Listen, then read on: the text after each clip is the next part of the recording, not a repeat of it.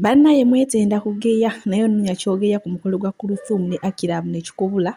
Munnange ye Bad Black ayina ka message kawadde kuluthum kayina mu maaso awo. Ate ye Shasha Bright n'oluvannyuma lw'okutaka audio ng'akaaba. Munnange amaze n'ata oluyimba ne Chris Evans kika.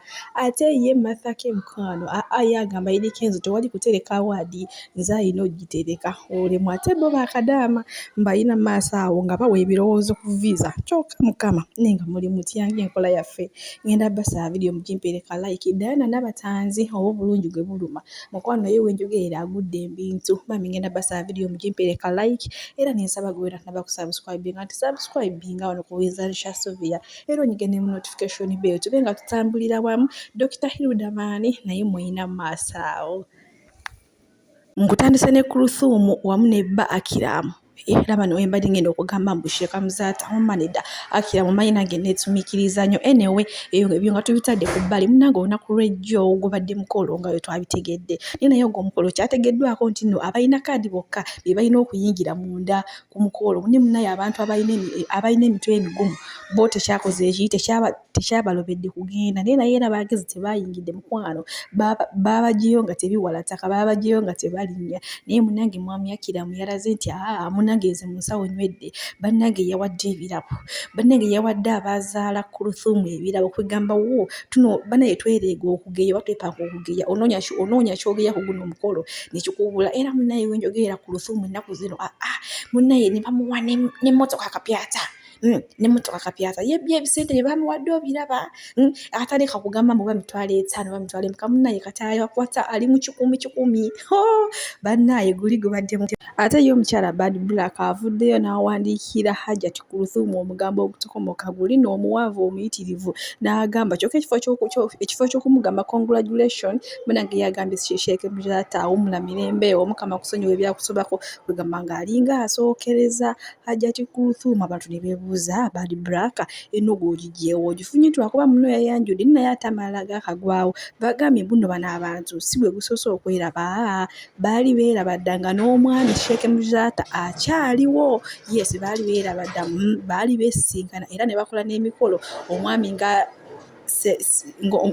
Sheikh Mujata gye yali akola ate agenda ku getuyinawo bambi omukozi w'oku radio Zambali Blast y'omukasa bambi avuddeyo mu bwennyamivu obungi ennyo olunaku lwaleero n'agamba nti bugenza okutya nga Instagram ye baagitutte era ali mbweraliikirivu nnyo kuba agambye tamanyi oba bagenda gikoleramu biki gye bayinza ogikoleramu ebintu ebikyamu oba ebikolobero tagenda kuba ye bagenda kuba abo abantu abagitutte Instagram webityo naye webirira agambye ye ali mbweraliikirivu nnyo era ali bwennyamivu obutagambika byebe nebiri ku side zeeyo ewa Zambali Blast y'omukasa ate ye munnaye nkututeeka ewa Martha Mukisa agambye Eddy Kenzo munnange Grammy Award yo munnaye togenda kutawaana kola ki kunoonya ng'ogitereka munnange era gw'olugireetawo yabati bwe pabanze gimpe nkole ki gimpe ngitereke saagala ekumenya embwa ate gundi era agambye tewaba muntu n'omu yenna agyesooka ye yagyesoose ate nga nkuzizaako ewa obulungi gwe buluma bangamba Diana n'abatanzi mukwano wenjogerera agudde ebintu byakakadde era mukwano kwa akasente kwa akawunti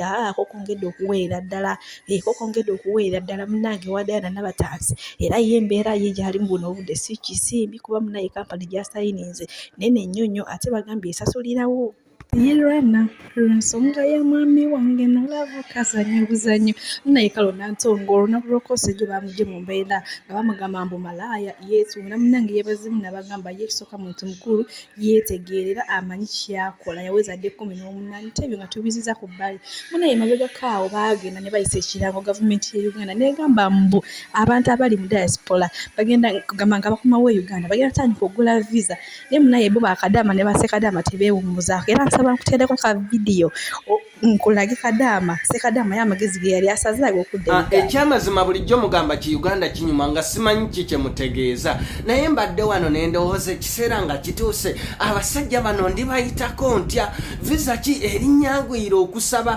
kunza nja kusaba employment visa nenzijukira nti bajja kumbuuza ogenda wa ogenda kukola ki ani akuwadde omulimu kyekiraga sasula work permit nendaba nga biwanvu yeeyo nenjivaako kunza nja kugenda ku tourist visa. Kanyinaze ne kaŋŋamba bajja kunsaba ebipapula bya hotel booking, bank statement okulaga nti naasobola okwebeezaawo mu eryo eggwanga. Eyo nayo nenjivaako kunza nja kugendera ku education visa. Nenzijukira bajja kuŋŋamba appointment y'essomero, payslip, biki ebyo nga birimu oluzungu lungi. Nenzijukira nti nyinayo family, nja kusaba ka visit visa mbagambe omukyala wange n'abaana bange bampise mbakyalire. Nsasule ka visa awo ka myezi 3 oba 2 era bankimene ku kisaawe. Ngende mbakyalire nkyakale. Myezi 3 gigweko oba 2 nyingire mu overstay oba eriba ya sente mmeka buli lunaku. Awo ndiba ntagala mu katanga bwenti nsalinkiriza nyingire Kaleerwe poliisi embake bapa paka ku deportation center. Bansabe sente z'overstay nga siziyina. Kati nga wemmanya abakulembeze b'e Uganda balina ekisa basobola okutusonyiwa. Basobola okutusonyiwa ne bagamba sente z'overstay tuzibasonyiye naye mwegulire ticket modde wammwe. Awo era sente za ticket zitubule. Aba Bobi Wine alitusondera ayinza okusonderako abamuka era tuli babangi tujja kuba bangi. Kati awo gavumenti ya Uganda eyise ekiteeso bana abaana tubatikke bonna tubazze waabwe. Awo Uganda Airline Bombardier parking batuteekemu oba batuyiwewa. Simanyi oba balituyiwawa nga batudipotinze. Kati